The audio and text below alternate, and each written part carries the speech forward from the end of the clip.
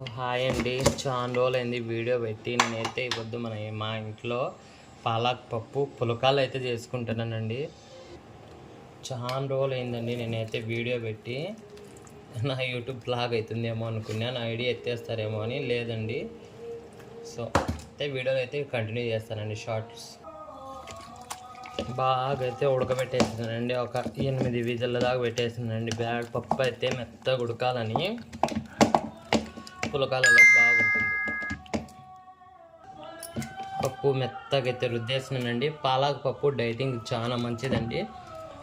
దీంట్లో తెల్లగడ్డ ఎగాస్ట్రా వేసుకొని రుద్దుకుంటే టేస్ట్ అయితే భలే బాగుంటుందండి. మళ్ళీ అంత గట్టిగా లేకుండా అంత పతలాగా లేకుండా మీడియంగా అయితే రుద్దుకున్నానండి పప్పు. జీలకర్ర ఆవాలు చిట్పట్లు అనేవి తెల్లగడ్డ, ఎండుమిర్చి, కరివేపాకు,